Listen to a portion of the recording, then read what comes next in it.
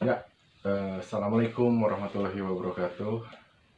Pada video kali ini saya akan membahas tentang aturan pertandingan di Piala Menpora 2021. Ya, alhamdulillah Piala Menpora sekarang sudah memasuki babak final dan kemarin sudah dilaksanakan final leg pertama. 2 hari lagi atau hari Minggu akan dilaksanakan final leg kedua. Tapi saya tidak akan membahas itu, saya akan membahas tentang aturan pertandingan yang ada di Piala Menpora. Jadi banyak teman-teman yang bertanya langsung kepada saya, kok aturannya aneh seperti ini ya, kok finalnya 2 leg, semifinalnya 2 leg, dan aturan-aturan yang lainnya ada cooling break gitu kan. Juga teman-teman di Instagram juga banyak yang nge-DM, Kang ini aturannya kok gini-gini. Nah, saya akan menjelaskan aturan tentang pertandingan di Piala Menpora ini. Tapi sebelum ke sana, kita harus tahu dulu ada aturan lain selain aturan pertandingan di olahraga permainan ya. Dan itu dua-duanya paket, kayak bensin sama motor atau kayak pipit sama murad gitu. Jadi ada aturan permainan dan ada aturan pertandingan di olahraga permainan tuh ya, di basket, sepak bola, kemudian badminton. Nah, ada yang disebut aturan permainan dan aturan pertandingan. Karena ini kita sepak bola berarti khusus tentang sepak bola. Kita bahas dulu aturan permainan. Aturan permainan adalah aturan yang sudah baku dibuat, ditentukan oleh federasi olahraga itu sendiri. Kalau di Indonesia, federasi sepak bola adalah PSSI. Nah, kalau di dunia, federasi tertingginya, induk organisasi tertingginya adalah FIFA. Ya, jadi aturan permainannya sudah dibuat oleh FIFA, sudah difikskan oleh FIFA, dan itu harus dipatuhi oleh setiap orang atau setiap tim yang melakukan permainan itu sendiri, dalam artian yang melakukan permainan sepak bola. Jadi seperti ini, aturan permainan itu sudah baku, nggak boleh dirubah, nggak boleh dimodifikasi lagi kecuali ada perubahan yang dilakukan oleh FIFA itu sendiri. Contoh aturan permainan dalam sepak bola adalah misalnya sepak bola itu dimainkan oleh 11 lawan 11. Ini udah masuk ke pembahasan aturan permainan ya. Aturan permainan sepak bola itu dimainkan oleh 2 tim dan setiap tim memiliki 11 pemain. Artinya 22 pemain bertanding di lapangan. Kemudian harus menggunakan bola. Kemudian cara mencetak skornya, bola itu harus masuk ke gawang lawan. Dan tujuan dari permainan sepak bola ini adalah mencetak gol sebanyak-banyaknya ke gawang lawan dan mencegah lawan mencetak gol ke gawang kita. Itu tujuan dari permainan sepak bola. Jadi aturan-aturan seperti itu harus dipatuhi dan sudah baku kan. Kemudian aturan seperti bola kena tangan, jadi pelanggaran handsball. Pelanggaran di kotak penalti, jadi penalti. Kemudian kiper menangkap bola dari operan teman di dalam kotak penalti, jadi tendangan bebas tidak langsung.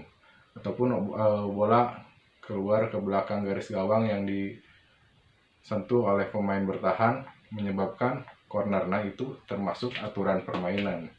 Jadi sampai sini teman-teman paham nggak? Aturan permainan itu mencirikan suatu permainan olahraga itu sendiri. Sebagai contoh lah, kalau teman-teman ada yang belum paham, kita melihat beberapa orang sedang memainkan bola dengan tangan. Mereka memakai baju singlet, kemudian bola itu mereka pantul-pantulkan ke lantai, dan mereka mereka berlomba-lomba memasukkan bola ke dalam ring. Tanpa saya kasih tahu itu permainan apa, teman-teman pasti sudah bisa menebak bahwa itu adalah permainan basket. Dan itu permainan atau aturan yang sudah baku ditentukan oleh FIBA, FIBA gitu ya, dari induk organisasi tertinggi di bola basket. Contoh lainnya, ada permainan yang menggunakan net, kemudian dimainkan itu harus dipukul dengan raket, media raket.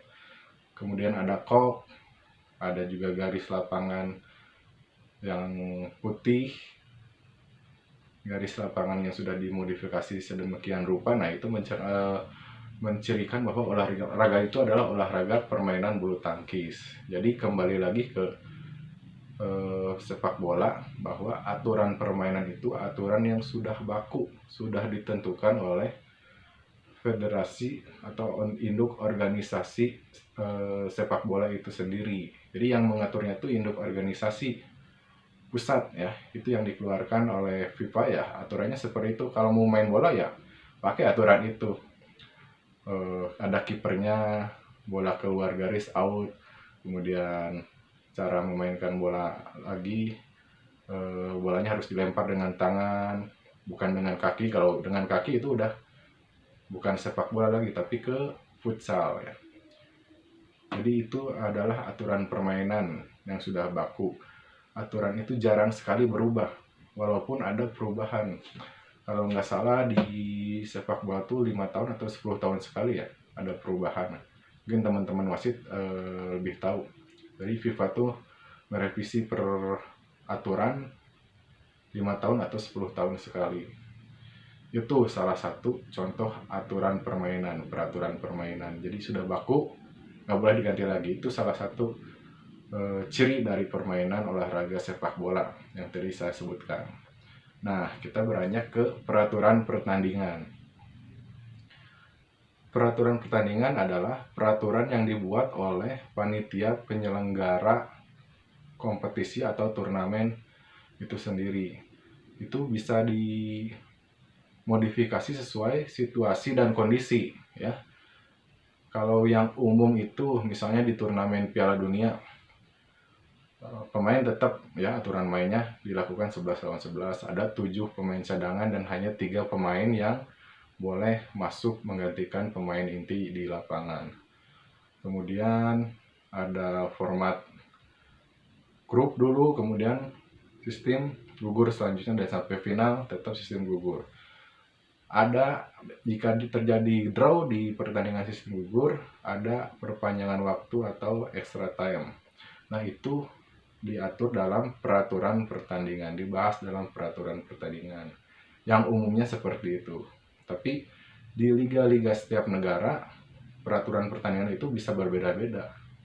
Contoh ya, di Indonesia bukan hanya di Piala Menpora, di Liga Indonesia aja udah berapa kali peraturan pertandingannya berubah.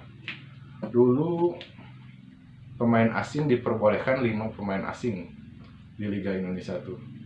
Sampai Liga Indonesia berapa ya, sampai ISL juga kalau nggak salah masih 5 pemain asing ya. Kemudian peraturan pertandingannya tuh dirubah, sekarang 3 pemain asing non Asia dan 1 asing Asia. Nah, itu tuh diatur dalam peraturan pertandingan. Contoh lainnya, PSSI pernah menerapkan harus memakai pemain U21. Nah, itu kan di liga lain nggak ada. Misalnya MU, Madrid, Barca harus wajib memakai pemain U21, nggak ada di IPL atau di La Liga, nggak ada yang seperti itu. Jadi peraturan pertandingan itu dibahas atau dibuat oleh si pembuat turnamen atau liga itu sendiri. Nah, sekarang di Piala Menpora kok final semifinalnya 2 kali. Nah, itu dibahas, diperbolehkan panitia memodifikasi peraturan pertandingan ya.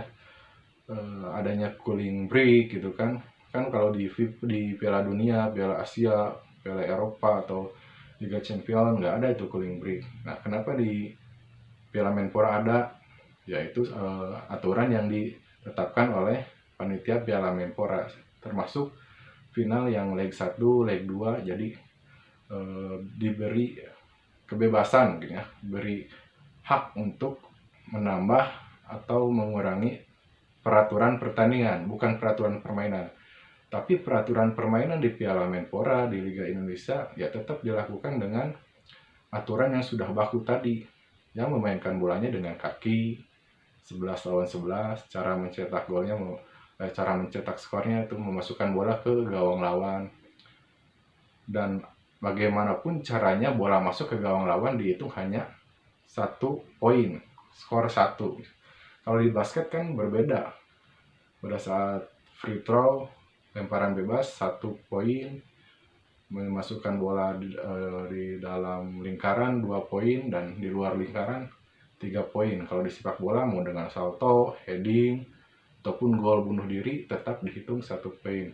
Nah itu yang membedakan suatu permainan dari permainan lainnya dibahas atau dikemas melalui peraturan permainan. Kembali lagi ke peraturan pertandingan ya. Jadi di setiap negara itu berbeda.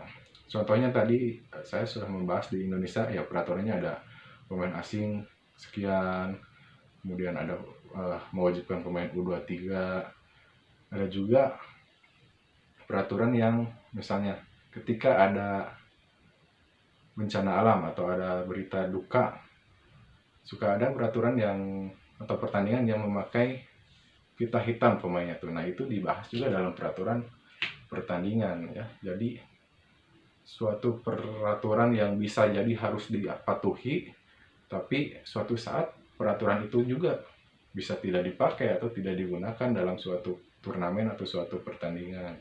Jadi peraturan pertandingan itu bisa dimodifikasi oleh setiap penyelenggara. Contohnya di Inggris, contoh lain ya, di Liga Inggris kalau nggak salah pemain yang boleh bermain di Liga Inggris tuh yang berasal dari negara berapa besar ranking FIFA lah negaranya tuh, kalau lupa lagi saya nggak tahu. Kalau nggak salah misalnya gini, yang boleh bermain di Liga Inggris tuh hanya pemain yang berasal dari 50 besar urutan FIFA di rankingnya tuh. Misalnya kalau Indonesia urutan 70, ya Indonesia nggak bisa gitu, pemain Indonesia nggak bisa main.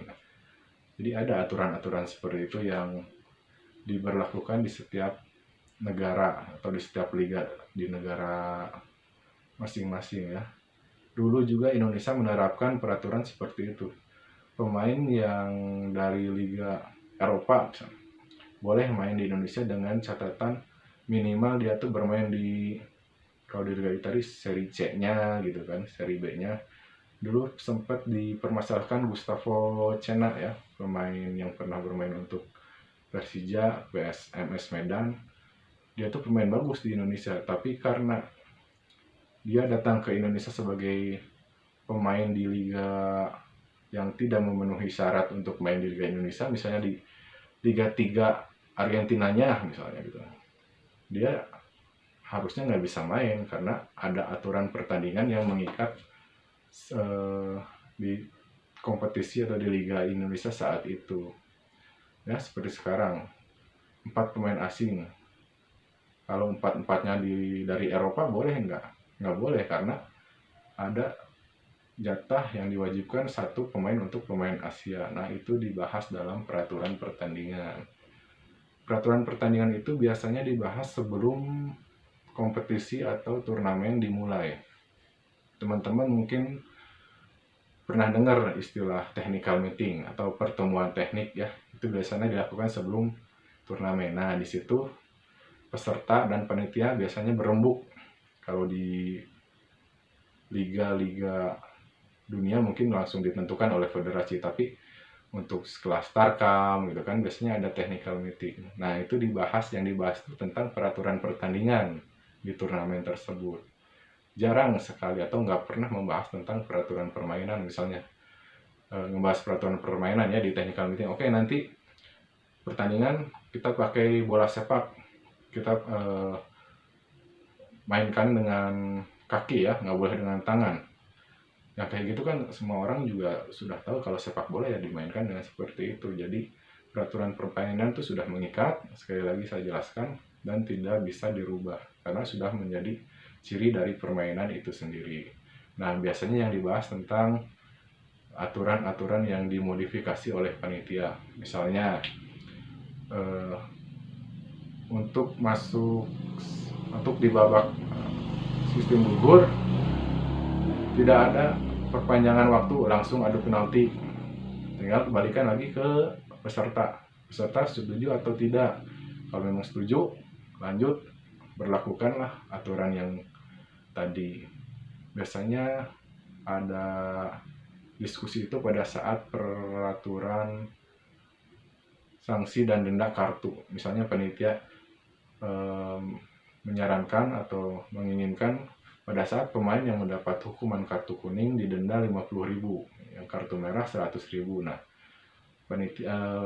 tim peserta jika tidak setuju boleh melakukan diskusi, boleh berdiskusi dengan panitia. Misalnya jangan 50.000 lah, 30.000 aja kartu merah, baru 50.000. Kemudian di situ nanti dibahas, adu argumen dengan panitia bagaimana baiknya untuk menerapkan peraturan tentang kartu. Nah, setelah ada titik temu, baru disepakati peraturan itu. Ya, kita bisa bikin peraturan sendiri yang mungkin nyeleneh ya, misalnya kita bikin turnamen. Oke, kita modifikasi lah aturan pertandingannya. Misalnya pemain wajib memakai kupluk ya, pemain wajib memakai sarung tangan. Nah, itu boleh-boleh aja ya. Jadi kayak peraturan Piala Menpora sekarang yang kok finalnya 2 leg, kok ada water break gitu kan, itu dibahas dan diperbolehkan dalam atau di peraturan pertandingan ya. Panitia bebas, panitia boleh menambahkan itu, walaupun tidak wajib semua penyelenggara menambahkan peraturan-peraturan yang seperti ada di Piala Menpora ini. Jadi itu jawaban dari saya, mudah-mudahan bisa membantu, mudah-mudahan juga bisa jelas diterima oleh teman-teman. Jadi sekali lagi saya simpulkan, peraturan permainan adalah peraturan yang sudah baku, yang mencirikan permainan itu sendiri. Sepak bola dimainkan dengan kaki, ada gawang, ada kiper, garis atau lapangan permainannya seperti itu, ada kotak penalti, ada sudut untuk corner, kemudian ada garis out. Nah, ada setengah lapang, ada lingkaran di tengah lapang, kemudian ada tendangan bebas, ada penalti, ada kartu kuning, kartu merah, kartu hijau. Nah, itu aturan permainan sudah baku ya, itu nggak boleh dirubah lagi. Itu biasanya itu sudah ditentukan oleh FIFA sebagai induk organisasi tertinggi di sepak bola. Kalau peraturan pertandingan adalah peraturan yang bisa dimodifikasi oleh setiap panitia. Seperti tadi contohnya boleh memainkan pemain usia 20, U23 wajib, misalnya wajib menyimpan pemain U19, atau pergantian boleh 3, boleh 5, boleh 7-7-nya, cadangannya boleh main semua. Itu diatur oleh peraturan pertandingan. Simpelnya, peraturan permainan itu peraturan yang biasanya diberlakukan di atas lapangan pada saat sudah bermain. Nah, kalau peraturan pertandingan biasanya dibahas sebelum atau di luar pertandingan ya, di luar teknis pertandingan, di luar cara main permainan olahraga itu sendiri. Ya, mudah-mudahan bisa dipahami. Sekali lagi, itu jawaban dari saya. Jika ada kesalahan, jika ada kekeliruan, silahkan kita berdiskusi di kolom komentar. Mudah-mudahan bisa menedukasi. Kalaupun ada kesalahan, sekali lagi, ayo kita diskusi mana sebenarnya yang tepat, mana sebenarnya pendapat yang lebih betul gitu. Terima kasih. Assalamualaikum warahmatullahi wabarakatuh.